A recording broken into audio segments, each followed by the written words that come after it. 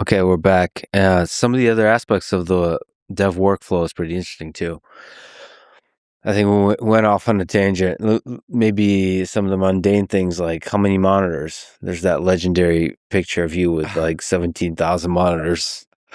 I mean, I mocked myself here, just using Grok to add more screens.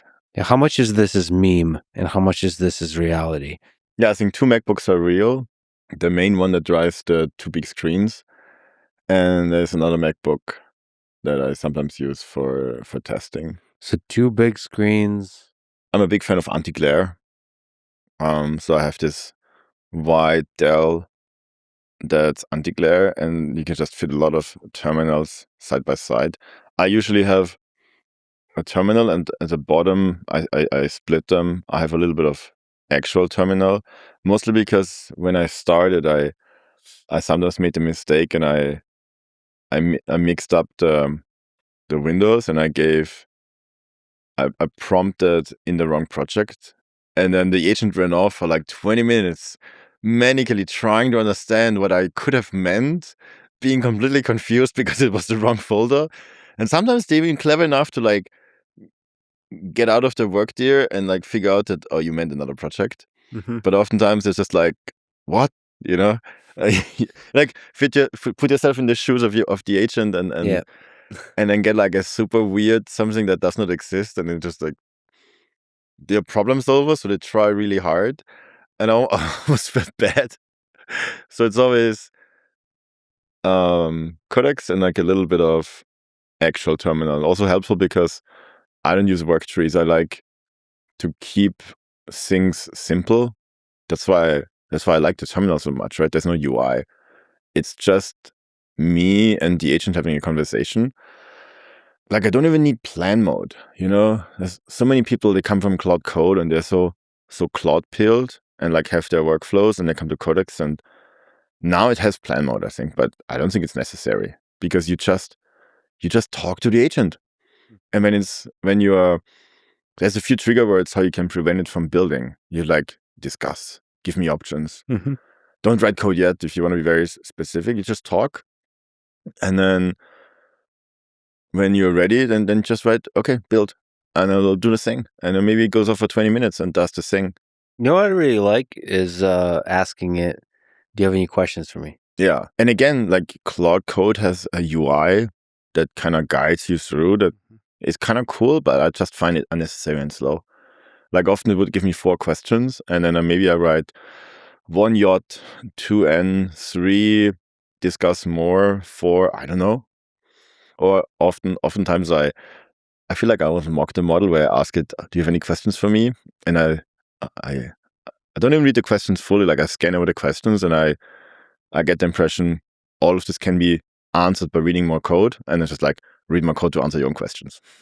And it usually works. Yeah. And then if not, it will come back and tell me. But many times I just realize that, you know, it's like you're in the dark and you slowly discover the room. So that's how they slowly discover the code base. And they do it from scratch every time. But I'm also fascinated by the fact that I can empathize deeper with the model when I read its questions. Because I can understand, because you said you can infer certain things by the runtime. I can infer also a lot of things by the questions it's asking, because it's very possible it didn't provide it the right context, the right files, the right guidance. So somehow reading the question, not even necessarily answering them, but just reading the questions, you get an understanding of where the gaps of knowledge are. It's interesting. You know, in some ways they are ghosts. So even if you plan everything and you build, you can experiment with a question like, now that you built it, what would you have done different? And then oftentimes you get like actually something where they discover only throughout building that, oh, what we actually did was not optimal. Many times I ask them, okay, now that you built it, what can we refactor? Because then you build it and you feel the pain points. I mean, you don't feel the pain points, but right, they discover where there were problems or where things didn't work in the first try and it required more loops. So almost every time I merge a PR or build a feature, afterwards I ask, hey, what can we refactor? Sometimes it's like, no, there's like nothing big, or like usually they say, yeah, this thing we should really look at. But that took me quite a while to like, that flow took me a lot of time to understand. And if you don't do that, you slop yourself into a corner. You have to keep in mind they work very much like humans. Like if I write software by myself, I also build something and then I feel the pain points, and then I get this urge that I need to refactor something. So I can very much sympathize with the agent, and you just need to use the context. Mm-hmm. Or like you also use the context to write tests. So Codex, Opus, like the modern models, they usually do that by default. But I still often ask the questions, hey, do we have enough tests? Yeah, we tested this and this, but this corner case could be something, write more tests. Documentation. Now that the whole context is full, like, I mean, I'm not saying my documentation is great, but it's not bad. And pretty much everything is LLM generated.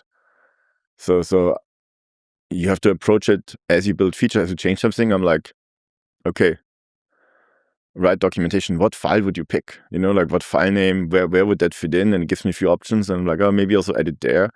And that's all part of the session.